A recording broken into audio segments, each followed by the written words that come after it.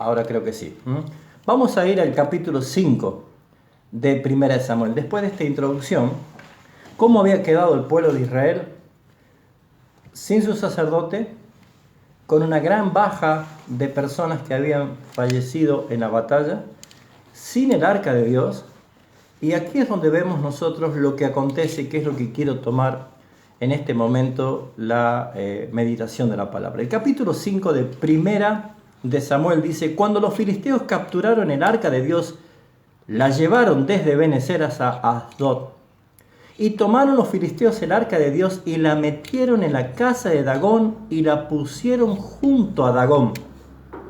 La pusieron junto a Dagón. Y cuando al siguiente día los de Asdod se levantaron de mañana, he aquí que Dagón, postrado en tierra delante del arca de Jehová, tomaron a Dagón y lo volvieron a su lugar. Versículo 4. Y volviéndose a levantar la mañana del día siguiente, he aquí que Dagón había caído postrado en tierra delante del arca de Jehová, y la cabeza de Dagón y las dos palmas de las manos estaban cortadas sobre el umbral, habiéndole quedado solamente a Dagón el tronco de su cuerpo. Por esta causa los sacerdotes de Dagón y todos los que entran en el templo de Dagón no pisan el umbral de Dagón en Asdod hasta hoy. Es importante ver algo también que sucedió. Versículo 6. Y se agravó la mano de Jehová sobre los de Asdod y los destruyó y los hirió con tumores en Asdod y en todo su territorio. Y viendo los de Asdod dijeron: no quede con nosotros el arca de Dios de Israel, porque su mano es dura sobre nosotros y sobre nuestro Dios Dagón. Convocaron pues a todos los príncipes de los filisteos y le dijeron: ¿qué haremos del arca de Dios de Israel? Y ellos respondieron: pásese el arca del Dios de Israel a otra ciudad, ya no a Asdod, mándenlo a Gat, mándenlo a Gat. Y pasaron allá el arca de Dios de Israel. Y aconteció que cuando habían pasado, la mano de Jehová estuvo contra la ciudad con gran quebrantamiento y afligió a los hombres de aquella gran ciudad, desde el chico hasta el grande, y se llenaron de tumores. Terrible situación. Entonces enviaron el arca de Dios a otra ciudad. De esas 5 ciudades, ahora la mandaron a Ecrón. Y cuando el arca de Dios vino a Ecrón, los ecronitas dieron voces diciendo: han pasado a nosotros el arca del Dios de Israel para matarnos a nosotros y a nuestro pueblo. Y enviaron y reunieron a todos los príncipes de los filisteos diciendo: enviad el arca del Dios de Israel y vuélvase a su lugar y no nos mate a nosotros ni a nuestro pueblo, porque había consternación de muerte en toda la ciudad y la mano de Dios se había agravado allí, y los que allí moraban eran heridos de tumores, y el clamor de la ciudad subía al cielo. Estuvo el arca de Jehová en la tierra de los filisteos 7 meses. Entonces los filisteos, llamando a los sacerdotes y adivinos, le preguntaron: ¿qué haremos del arca de Jehová? Hacednos saber de qué manera le hemos de volver y enviar a su lugar. Ellos dijeron: si enviáis el arca de Dios de Israel, no la enviéis vacía, sino pagadle la expiación, entonces seréis sanos y conoceréis que no se apartó de vosotros su mano. Y ellos dijeron: ¿y qué será la expiación que pagaremos? ¿Qué será la expiación que pagaremos? Ellos respondieron: conforme al número de los príncipes de los filisteos, o sea, 5 ciudades, conforme a los 5 gobernantes de esas 5 ciudades de los filisteos, 5 tumores de oro y 5 ratones de oro, porque una misma plaga ha afligido a todos vosotros y vuestros príncipes. Haréis pues figuras de vuestros tumores y de vuestros ratones que destruyeron la tierra, y daréis gloria al Dios de Israel. Quizás aliviará su mano sobre vosotros y de sobre vuestros dioses y de sobre vuestra tierra. ¿Por qué endurecéis vuestro corazón como los egipcios y Faraón endurecieron su corazón después que había tratado así? ¿No nos dejaron ir y se fueron? Haced pues un carro nuevo y tomad luego 2 vacas que crían, las cuales no hayan sido puesto yugo, y uncid las vacas al carro y haced volver a los becerros detrás de ellas a casa. Tomaréis luego el arca de Jehová y la pondréis sobre el carro, y las joyas de oro que habéis de pagar en ofrenda por la culpa las pondréis en una caja al lado de ella y la dejaréis que se vaya. Y observaréis, si sube por el camino de su tierra a Bet-Semes, él no nos ha hecho este mal tan grande. Y si no, sabremos que su mano no la ha guiado para que nos hiera, sino que ocurrió por accidente. Y aquellos hombres hicieron así, tomaron 2 vacas que criaban, la uncieron en carro y encerraron a sus becerros, y luego pusieron el arca de Jehová sobre el carro y la caja con los ratones de oro y la figura de los tumores, y las vacas se encaminaron por el camino de Bet-Semes y seguían camino recto andando, bramando, sin apartarse ni derecha ni izquierda, y los príncipes de los filisteos fueron tras ellas hasta el límite de Bet-Semes, y los de Bet-Semes segaban el trigo en el valle, y alzando los ojos vieron el arca y se regocijaron cuando la vieron, y el carro vino al campo de Josué de Bet-Semes y paró allí donde había una gran piedra, y ellos cortaron la madera del carro y ofrecieron las vacas en holocaustos a Jehová, y los levitas bajaron el arca de Jehová, que estaban las joyas de oro, y los pusieron sobre aquellas gran piedras, y los hombres de Bet-Semes sacrificaron holocausto y dedicaron sacrificio a Jehová en aquel día. Cuando vieron esto, los 5 príncipes de los filisteos volvieron a Ecrón aquel mismo día. Estos fueron los tumores de oro que pagaron los filisteos por la expiación a Jehová: por Asdod 1, por Gaza 1, por Ascalón 1, por Gat 1 y por Ecrón 1. Y los ratones de oro fueron conforme al número de todas las ciudades, y los filisteos pertenecientes a las 5 príncipes, así las ciudades fortificadas como las aldeas sin muros. La gran piedra sobre la cual pusieron el arca de Jehová está en el campo de Josué de Bet-Semes hasta hoy. Entonces Dios hizo morir a los hombres de Bet-Semes porque habían mirado dentro del arca de Jehová, e hizo morir al pueblo a 50,070 hombres, y lloró el pueblo porque Jehová lo había herido con tan grande mortandad. Versículo 20. Y dijeron los de Bet-Semes: ¿quién? Mire qué pregunta.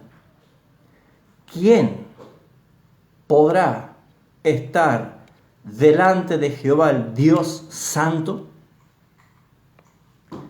¿A quién subirá desde nosotros?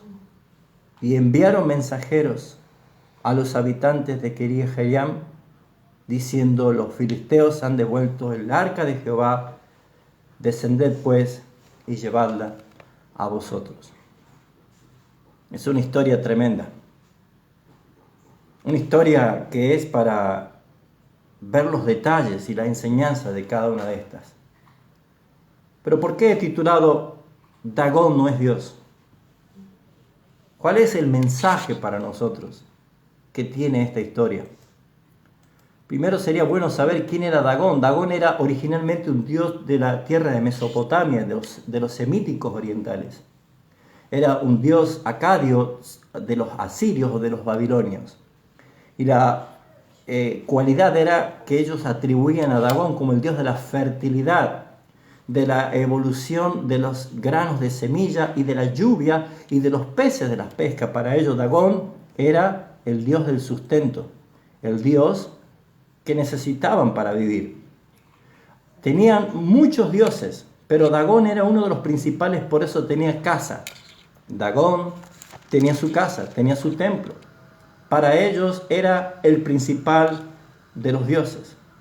Pero esta historia en la cual nosotros vemos de un pueblo encerrado en pecados ocultos, confiando vanamente de que ellos iban a ganar la batalla contra los filisteos sin solucionar los problemas de pecado delante de Dios, encontramos nosotros de que ellos pierden la batalla ante los filisteos y su arca que representaba, desde que Dios le dijo a Moisés que hiciera un arca de madera de acacia cubierta de oro con querubines de oro, donde dentro iban a poner justamente la tabla, las 2 tablas de la ley, la vara de Aarón que reverdeció y el maná que había caído del cielo. Esa arca representaba la presencia de Dios, la presencia de Dios con el pueblo. Esa arca había sido quitada por los filisteos. Esa arca había sido capturada, secuestrada. El pueblo de Dios quedó sin la presencia y el arca estaba sola en tierra de pecadores, en tierra de enemigos, en el templo de un Dios falso. Y es donde yo quiero, hermanos, que meditemos algunos puntos que nos deja de enseñanza.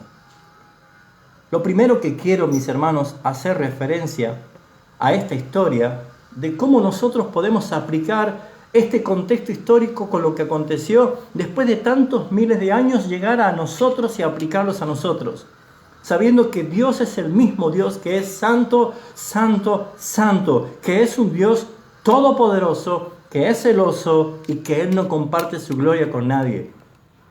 ¿Cuál es el texto? ¿Cuál es la enseñanza para nosotros? Lo primero que quiero hacer referencia es lo patético de nuestros dioses falsos, hermanos. Y usted me dirá, ¿qué está diciendo, pastor?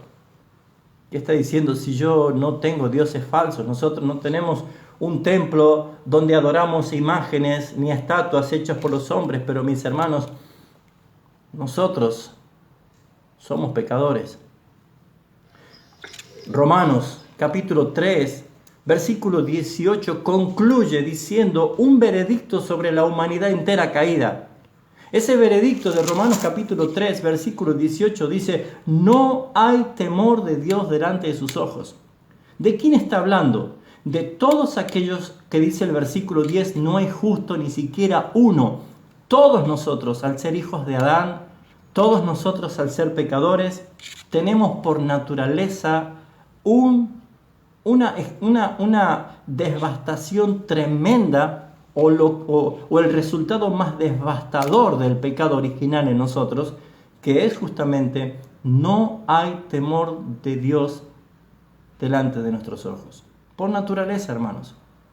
Nosotros hemos sido creados para adorar y reverenciar al Creador, pero al ser descendientes de Adán, al ser hijos de Adán, nosotros hemos perdido toda capacidad de santa reverencia hacia Dios. Nada es más ajeno, mis hermanos, a nuestra condición caída que la adoración auténtica. Esto no quiere decir que nosotros no adoramos nada, mis hermanos. No, sino que más bien Pablo en Romanos capítulo 1 nos hace referencia que nos hicimos más idólatras. Todos nosotros nos hemos convertido en más idólatras.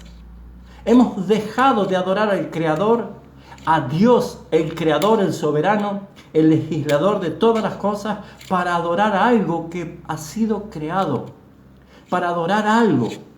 Por eso en Romanos capítulo 1 del 18 al 25 dice: porque la ira de Dios se revela desde el cielo contra toda impiedad e injusticia de los hombres que detienen con injusticia la verdad. Porque lo que de Dios se conoce les es manifiesto, pues Dios se los manifestó. Porque las cosas invisibles de Él, su eterno poder y deidad, se hacen claramente visibles desde la creación del mundo, siendo entendidas por medio de las cosas hechas, de modo que no tienen excusa. Pues habiendo conocido a Dios, no le glorificaron como a Dios. Habiendo conocido a Dios, no le glorificaron como a Dios. Ni le dieron gracia, sino que se envanecieron en sus razonamientos y su necio corazón fue entenebrecido. Profesando ser sabios, se hicieron necios y cambiaron la gloria de Dios incorruptible en semejanza de imagen de hombres corruptibles, de aves, de cuadrúpedos y de reptiles. Por lo cual también Dios los entregó a la inmundicia y a las concupiscencias de sus corazones, de modo que deshonraron entre sí sus propios cuerpos, ya que cambiaron la verdad de Dios por la mentira, honrando y dando culto a las criaturas antes que al Creador, que es bendito por los siglos. Amén. Esta sección de Romanos, hermanos, describe la práctica universal de la idolatría. Es el trasfondo de este veredicto, es que Dios muestra claramente la naturaleza y la consecuencia de que toda la humanidad, a través de las cosas creadas, toda la humanidad sabe que Dios existe. No existe ateos. Dios dice que el que dice que no existe Dios es necio, es tonto. Toda la humanidad sabe que Dios existe. Pero la respuesta universal de todos los pecadores, la respuesta universal a esta revelación que la Biblia dice que Dios se da a conocer, es justamente reprimir esta verdad y cambiarla por la mentira. Por eso cambiamos la gloria de Dios por la gloria de las cosas creadas. Sí, mi hermano, todos somos una fábrica de ídolos, una fábrica de dioses falsos. Los dagones están en nuestras vidas. Por eso es que esta historia es muy importante, porque la esencia de la idolatría consiste en levantar un altar a un Dios alternativo, no al Dios verdadero. Darle honra, darle gloria, darle mi vida, darle mis fuerzas, darle mi tiempo a un Dios falso, a un Dios con minúscula, a un Dios alternativo. Los pecadores no adoran a Dios por naturaleza, porque la naturaleza somos hijos de ira, que llevamos en nuestros corazones la hostilidad fundamental hacia Dios. Si es por nosotros, nosotros no quisiéramos tener contacto con Dios, pues no somos nosotros los que buscamos, es Dios el que nos buscó a nosotros. Este estado la Biblia lo identifica como el estado de la carne. La carne para nada aprovecha. En la carne no somos capaces de agradar a Dios. De hecho, mis hermanos, no tenemos ni siquiera el deseo de complacerle a Dios. Nos encontramos alejados y sin el deseo de buscar a Dios, ni de amar a Dios. Amar a Dios no es algo natural en nosotros, hermanos. Incluso, mis hermanos, habiendo sido redimidos nuestras almas, muchas veces experimentamos enfriamiento espiritual. Siendo redimidos, siendo hijos de Dios, siendo lavados por la sangre de Jesucristo, habiendo nacido de nuevo, en algún momento de nuestra vida cristiana experimentamos el enfriamiento de nuestra relación con Dios y sentimos indiferencia hacia Dios. ¿O acaso no se pregunta por qué no puedo tener un tiempo devocional diario con el Señor? ¿Por qué no puedo ir a buscar la palabra de Dios como el sustento del pan vivo para todos los días? ¿No se pregunta por qué sus oraciones son cada vez más esporádicas o muy metódicas, que parecen un rezo de vanas palabrerías? ¿No se ha preguntado, hermano, por qué se aburre cuando lee la Biblia? ¿O por qué sus pensamientos vuelan y divagan cuando están escuchando un mensaje y la distracción captura permanentemente su atención, alejándolos de Dios? Nuestra falta natural del amor a Dios nos confirma nuestra natural falta de deseo por Él. Nosotros le amamos porque Él nos amó primero. Este es el primer punto, hermanos. Todos tenemos un Dagón. Todos tenemos idolatría. Todos hemos creado a alguien que ha sustituido al principal, al que debe estar en el trono. ¿Cuántos pastores, cuántos predicadores Aman su nombre en las marquesinas, en las carteleras, en las publicidades, en sus libros. ¿Cuántos hicieron de sus ministerios, de sus iglesias, un Dagón para que se publique lo grande, lo poderoso que son? ¿Cuántos predicadores tienen la osadía y el tupé de creerse superiores a otros? O de afirmar y enseñar como si fuera la verdad exclusiva sus propios desvaríos. ¿Cuántos creyentes hicieron de su iglesia su Dagón? Que hablan más de su iglesia, de su pastor, de su ministerio. Y no hay palabra de Jesucristo en su boca. Solamente piensa cuántas veces predicas de Cristo y su evangelio y cuántas veces habla de ti, cuántas veces habla de tu iglesia, cuántas veces habla de tu ministerio, cuántas veces habla de todo lo que tú haces. ¿Y la familia? Cuando uno anhela casarse y luego Dios le permite. Jesús decía que a veces una de las excusas para no ir a la gran boda es: me acabo de casar. Otro dice: yo he comprado yuntas de bueyes, tengo que probarlo. Otros dicen: yo he adquirido un campo, tengo que ir a verlo. Y nuestros hijos, cuando llegan nuestros hijos ya no hay tiempo para Dios. Ya no es Dios el primero en nuestras vidas. La familia muchas veces se transforma en Dagón. ¿Cómo es posible, pastor, que esté diciendo eso? Sí, mi hermano, sí, mi hermana. Nosotros tenemos que entender que muchas veces ponemos en primer lugar cualquier cosa creada, no a Dios. No le damos gloria y no le damos gracia. Cambiamos la verdad de Dios por la mentira. Nosotros mismos, nuestra propia vida, nuestra propia salud, nuestros logros, nuestros trabajos, nuestros títulos, la vida misma, se ha hecho Dagón, se ha hecho un Dios falso, alguien que está consumiendo tu vida, tu tiempo, tu devoción, tus fuerzas.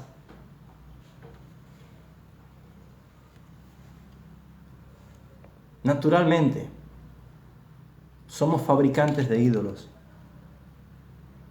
Naturalmente, somos personas que no nos damos cuenta y hacemos de este sistema algo que parece atractivo y hasta sustitutivo. Cristo no es primero en mi vida. Ahora es el confort, ahora es el dinero, ahora es el placer. Hasta la lujuria. Hemos leído que la sentencia de haber cambiado la gloria de Dios por la de los hombres es que Dios los entrega una mente reprobada. ¿Cuántos creyentes están haciendo de la sexualidad, de la pornografía, de las promiscuidades su Dagón? No pueden ser libres, están allí. ¿Cuántos creyentes usan la mentira como una estrategia para salir de sus problemas? ¿Cuántas personas están equivocando el camino? Mis hermanos, todos nosotros tenemos patéticos dioses falsos en el cual no tienen que estar. ¿Qué otra cosa aprendemos de esta historia? Lo segundo que veo de esta historia es lo grande y poderoso que es nuestro Dios. Lo grande y poderoso que es nuestro Dios. En el capítulo 5 dice: tomaron los filisteos el arca de Dios y la metieron en la casa de Dagón y la pusieron junto a Dagón. Cuando Dios entra en la vida de un pecador, cuando Dios entra en la vida de una persona que es convertida, todavía está ese Dagón, ese Dios falso, el que ocupa el tiempo, el que absorbe tu vida, pero resulta que ahora está Dios. La pusieron junto a Dagón. Dagón es un Dios falso. Dagón es un Dios creado, un Dios falso creado por el hombre. Pero Dios, el Todopoderoso, representado en aquella arca, lo pusieron junto. ¿En qué lugar está Dios en tu vida? ¿En qué lugar está Cristo en tu vida? ¿Está junto con tus dioses falsos? ¿Está junto con tus ídolos? Cuando al día siguiente se levantaron por la mañana, dice que vieron a Dagón postrado en tierra delante de Jehová. ¿Por qué? Porque Dagón no es Dios. Dagón estaba postrado. Dios estaba solo. Él es autosuficiente, Él es todopoderoso, Él no necesita de nada ni de nadie, no necesita ni tu ayuda ni mi ayuda. Allí no había sacerdotes de Dios, allí no había levitas, allí no había ninguno de los adoradores, allí no habían trompetas ni tamboriles, allí no había nada. Dios estaba solo, Dios se manifestó maravillosamente con su poder y su autoridad. Hermanos, deje que Dios solamente obre en su vida. Maravilloso Dios. Ahora, ¿qué hicieron los filisteos cuando vieron a Dagón que estaba postrado en tierra? Versículo 3, la parte final dice, y tomaron a Dagón y lo volvieron a su lugar. Sí, mi hermano, esa es la lucha que tenemos permanentemente todos nosotros. Cuando se revela la preeminencia de Cristo en nuestras vidas, Él debe ser primero. No tu trabajo, no tu negocio, no tu familia, tus hijos, no tu vida, no tu yo, no tu ego, no tus aplausos, no tus triunfos. No es nada de lo creado lo que debe estar siendo adorado por ti. Es el Creador. Hemos sido creados para su gloria. Hemos sido creados para darle gloria a Dios. El principal motivo, dice la declaración de fe, tanto bautista como la de Londres y como del Catecismo Menor de Westminster, dice esta pregunta: ¿cuál es el fin principal de la existencia del hombre? Pues la respuesta es: el principal fin de la existencia del hombre es glorificar a Dios y de gozar de Él para siempre. Pero ¿cómo es que podemos gozar si naturalmente nosotros estamos buscando levantar dioses falsos para gozar de esos dioses falsos y temporales que nos producen placer? Y allí estamos poniendo de nuevo a Dagón en el mismo lugar que estaba antes. Lo volvemos a poner. Cuando llegó Cristo a nuestras vidas, Él sacó toda esa idolatría que había en nosotros, pero nomás pasó de que te hayas enfriado un poco para que vuelvas otra vez a poner a tus viejos ídolos en su lugar. ¿Se acuerda de Pedro? Yo me vuelvo a pescar, dijo. Yo vuelvo a pescar. Y no pescaron nada. ¿Tienes tendencia a hacer lo que hacías antes? ¿Quieres volver a hacer lo que hacías antes? ¿Eres tentado a dejar de lado la devoción, adoración a Dios para hacer lo que hacías antes? Pues mis hermanos, el segundo punto es solamente el arca de Dios delante de Dagón. Dios no es inferior a nadie. Él es el creador, Él es el todopoderoso. Dagón es un Dios falso, es un usurpador de la gloria de Dios. Es una imagen creada por la rebeldía y la culpabilidad del hombre caído que necesita negar la existencia de Dios e inventarse un Dios falso para hacer lo que quiere. Pero ¿qué hizo Dios al día siguiente? Extraordinario lo que hizo Dios.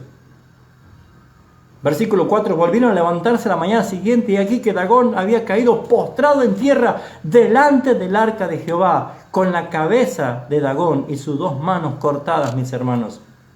Ni lo que piensa ni lo que hace no tiene ningún valor delante del Dios vivo. Ningún valor. La vida sin Cristo es una pérdida de tiempo, y un cristiano con la vida de Cristo totalmente separada del gobierno, del señorío, es una pérdida de tiempo. Solamente quedó el tronco.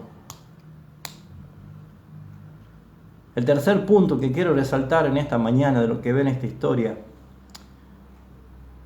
es la presencia de Dios. Pero hermanos, nosotros muchas veces relacionamos la presencia de Dios con algo hermoso, y lo es. Con algo maravilloso, y lo es. Paul Washer decía: tengo dos noticias, una buena y una mala. La buena noticia es que Dios está aquí con nosotros, y la mala noticia es que Dios está aquí con nosotros. ¿Cómo quieres vivir la presencia del Señor? Muchos cantamos invocando la presencia de Dios. Muchos decimos, ven a mi vida, Señor, llena mi vida. Haz que mi copa esté rebosando, Señor.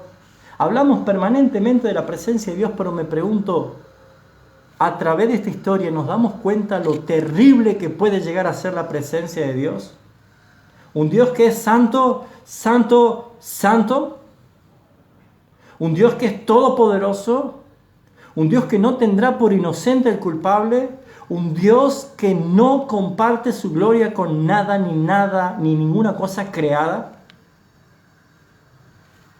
Dice el versículo 6, lo que produjo la presencia de Dios en tierra de pecadores, en los filisteos. Recuerde, no estaba la presencia de Dios en el pueblo, el arca de Dios había sido quitada. Icabod, no hay gloria, no hay presencia de Dios. El pueblo de Dios es como la iglesia del siglo XXI, sin presencia de Dios. Por eso es que hay hasta iglesias reformadas de sana doctrina que están promoviendo y abrazando la homosexualidad abiertamente. No basta tener sana doctrina, no basta tener los mejores estudios y seminarios, hermanos, hasta que no haya presencia de la santidad de Cristo manifiesta en la vida y en el corazón de los creyentes. La iglesia hoy está en Icabod, no hay presencia.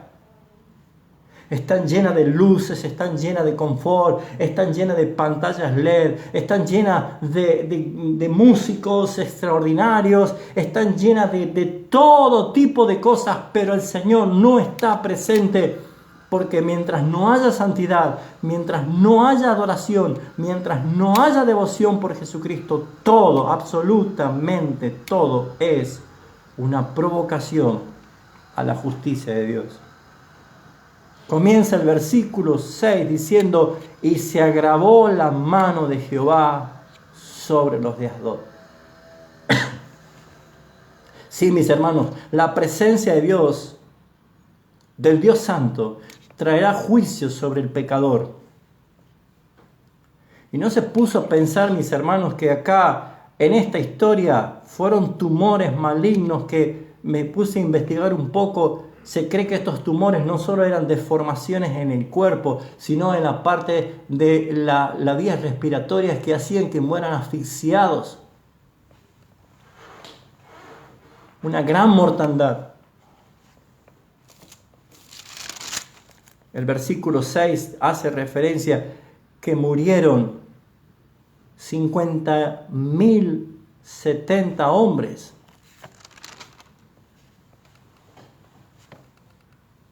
¿Cuántos van muriendo en este mundo por esta pandemia? Argentina solamente lleva 80.000 muertos. ¿Podemos entender el grado de la disciplina de Dios? ¿Podemos entender el grado de la justicia y del juicio de Dios a toda la humanidad diciendo, no es Dagón un Dios? Es Dios el único que debe ser exaltado, el único que debe ser digno. Se agravó la mano de Dios. Comenzaron a morir gente por tumores allí en Asdod.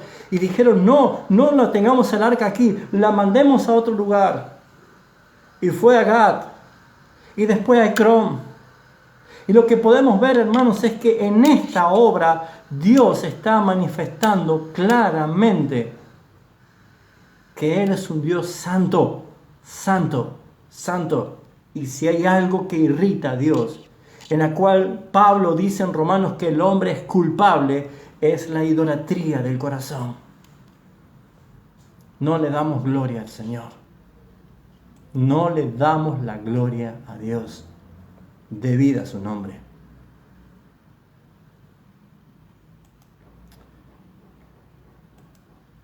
Quiero terminar. Porque lo terrible que puede ser la presencia de Dios, muchos anhelan su presencia de Dios, cantan invocando su presencia, pero la verdad es que ¿quiere realmente estar en su presencia? Recuerda el salmo que leyó mi hermano Oscar, el Salmo 24. Señor, ¿quién estará en tu presencia? ¿Quién estará? ¿Calificamos nosotros para estar allí delante de un Dios santo? Nosotros que somos pecadores, que por naturaleza no buscamos a Dios, no honramos a Dios, ¿cómo es que lo hacemos? ¿Cómo entonces que cantamos? ¿Cómo es entonces que oramos? Que es la obra del Espíritu Santo en mí, mi hermano. Por eso es que nuestra esperanza es anhelar la venida de Cristo para que esto corruptible se vista de incorrupción, que esto mortal se vista de inmortal, que seamos transformados a la gloria de Cristo. ¿Entiende por qué la iglesia y el Espíritu dicen, ven Señor Jesús? ¿Entiende por qué, mi hermano? Porque nosotros somos pecadores esperando la redención final, la glorificación final. Estamos siendo salvados, mis hermanos, porque esperamos, no es esta naturaleza es la vida de Adán en nosotros que debe morir para siempre, porque todavía pecamos, todavía ofendemos a Dios, todavía lo ponemos en segundo plano, no honramos su nombre, no le glorificamos. Necesitamos, hermanos, ser una nueva criatura en Cristo Jesús. Y lo último que estamos esperando es la glorificación. Porque antes, siendo pecadores, ahora hemos sido perdonados, hemos sido justificados, hemos sido santificados. Hermanos, esto ya lo está haciendo el Señor, pero esperamos ardientemente la venida del Rey.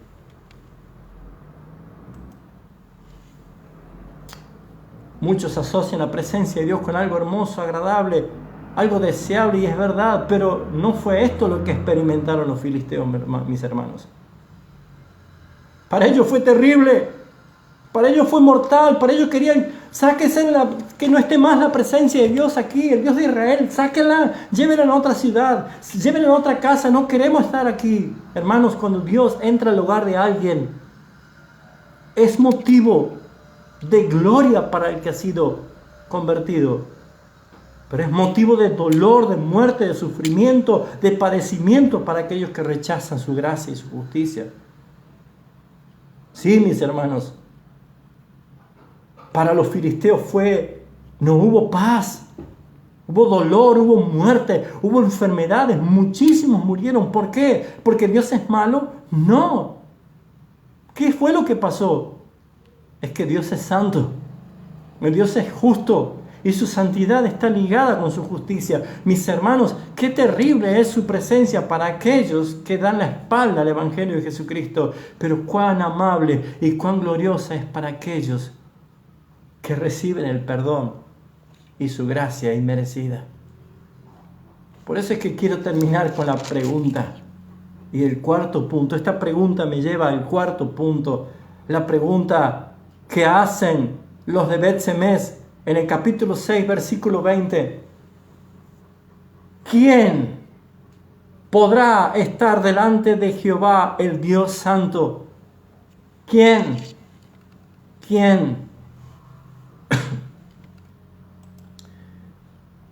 Hermanos, vemos lo que pasa. Vemos la consecuencia. Hemos visto lo que provoca el encuentro entre un Dios santo y un hombre pecador, el pecado del hombre, juicio, muerte, condenación a causa del pecado. ¿Quién puede tener a este Dios? Dagón no nos mata, Dagón no habla, Dagón no hace nada, pero este Dios santo nos mata, nos enjuicia. ¿Quién puede estar delante de este Dios? Por eso prefiero el Dios falso, el Dios que me complace, el Dios que me permite hacer todo, el Dios que me permite pecar y sigo igual. Pues usted y yo, hermano y hermana, somos redimidos por la sangre de Jesucristo, pertenecemos a Dios. Y Dios, para el pueblo de Israel, significaba todo. Por eso es que Elí no soportó que no esté su presencia. Pero para los filisteos significaba muerte, juicio, no había paz, había dolor. Y los de Bet-Semes que tuvieron la osadía de abrir y mirar dentro del arca, la ira de Dios provocó la muerte. Versículo 19, Dios hizo morir a los hombres de Bet-Semes porque habían mirado dentro del arca de Jehová. Hizo morir del pueblo a 50.070 hombres, y lloró el pueblo porque Jehová había herido con gran mortandad. Hermanos, La muerte es la palabra que el mundo está expresando hoy. Todo el tiempo se habla de muerte. Todo el tiempo se habla de muerte. La gente no sabe qué hacer. Hay pánico, hay incertidumbre, hay dolor, hay luto, hay llanto en todo el mundo. Hay una gran mortandad. ¿Quién puede estar delante de la presencia de un Dios santo? Esto me lleva al cuarto punto. Y quiero resaltar la bendita y la maravillosa cruz de Jesucristo nuestro Señor. Y usted dirá, ¿dónde está Jesús acá? ¿Dónde está Cristo acá? ¿Dónde está la cruz de Cristo acá? Pues hermanos, el arca de Dios, es una descripción de Cristo y su redención. El arca que fue dictada con detalles a Moisés de cómo debía hacerla cuando iba a erigir el tabernáculo. También le dio las órdenes y las instrucciones de cómo iba a ser el arca. El arca era de madera de acacia, cubierta por entera de oro puro, por dentro y por fuera, lo cual representaba la perfecta humanidad de Cristo como la madera que no se corrompía, pero también la perfecta divinidad de Cristo siendo Dios como el oro. Y el arca tenía esos 4 anillos en los cuales se pasaban 2 barrales donde podían ser transportadas. Esto significa que el arca se movía, la presencia de Dios estaba yendo con el pueblo. Es la presencia de Dios que va en medio de su pueblo, caminando juntamente con su pueblo. Dios contigo, Dios conmigo, Dios con su iglesia. Jesús lo dijo, yo estaré con vosotros todos los días hasta el fin del mundo. Así también Cristo es transportado por sus sacerdotes que han sido redimidos por su sangre, sobre sus hombros, llevándolo a Él en gloria. Esto, hermano, nos muestra que la victoria para cruzar el río Jordán es la presencia del Señor. Así nosotros cruzamos, así nosotros podemos avanzar con Cristo. Cristo nos acepta. Cristo es el que nos perdona. Cristo nos redime con su sangre. Por eso, mis hermanos, es que David no usó la carreta. No era una carreta con bueyes. Debía ser llevada en el hombro. Dios reprobó esa forma, porque Dios quiere que los que van a portar el nombre de Jesucristo se identifiquen con Él, que den su vida por Él, que revelen un corazón que le ama. Por eso, mis hermanos, cuando transportaban el arca, se ponían sobre ella el velo de la tienda que cubría con pieles de un paño azul. Era el único mueble del tabernáculo que lucía este paño azul por fuera. Pero ¿por qué digo que está la bendita cruz allí, mis hermanos? Porque justamente la tapa del arca se llamaba propiciatorio. Y los sacerdotes una vez por año derramaban sangre de un animal que era sacrificado para que por un año obtuviesen perdón. Y así volvían al ritual del año siguiente, hasta el día que Dios dijo, he aquí el Cordero. Jesucristo es el Cordero de Dios. Y es su sangre, como dice Hebreos, bastó, porque un solo sacrificio nos hizo perfecto para siempre. La sangre de Jesucristo nos limpia, nos perdonó de todo pecado. Hermanos, nos garantizó la seguridad de la salvación. En Cristo no perdemos la bendición de ser salvados, porque su sangre eficaz nos ha limpiado para siempre de toda contaminación, de todo pecado. Por eso es que nos preguntamos, ¿quién puede estar delante del Dios Santo? Y esto lo que genera es la necesidad de un mediador. La necesidad de un mediador entre Dios y los hombres. Necesito a alguien que sea mi sumo sacerdote delante de Dios.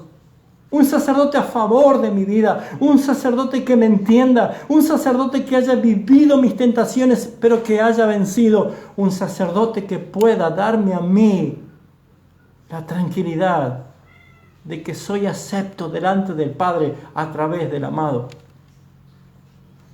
Jesucristo es el Señor. Jesucristo es nuestro sacerdote. Bendita es la cruz, porque allí en la cruz fuimos reconciliados con el Padre. Allí en la cruz hemos sido justificados y tenemos paz para con nuestro Dios. Allí en la cruz se pagó y se consumó nuestra deuda por el pecado. Por eso es que la ley estaba dentro del arca, la ley del pacto que ningún hombre pudo cumplirla, la cumplió Jesucristo por y para nosotros. Él es el pan de vida que descendió del cielo. Él es la vara que reverdeció. Así nuestras vidas secas reverdecen por Jesucristo y fructifican nuestras almas. Por eso, mis hermanos, es que hay esperanza. Hay esperanza. No es Dagón Dios. No le des tu vida a los dioses falsos que creamos nosotros mismos. No le des tu tiempo, tu juventud, tu pasión a los dioses falsos. Porque allí Dios demostrará que Él es el único Dios todopoderoso. Por eso, mi hermano, mi hermana, cada vez que hablen de Jesucristo, cada vez que convoquen a adorar a Cristo, a proclamar su nombre, cada vez que tengamos santas convocatorias como iglesia y que sea referida a Jesucristo, no pongas excusas, no pongas pero, no pongas nada delante de esa devoción con el Señor. Hermanos, el mundo está siendo disciplinado porque el mundo está levantando peligrosa y excesivamente dioses falsos delante del único Dios verdadero. Pero pronto los cielos se abrirán, las trompetas sonarán y se verá el único Rey de gloria, el Rey de reyes que viene a buscar a su pueblo, a su iglesia.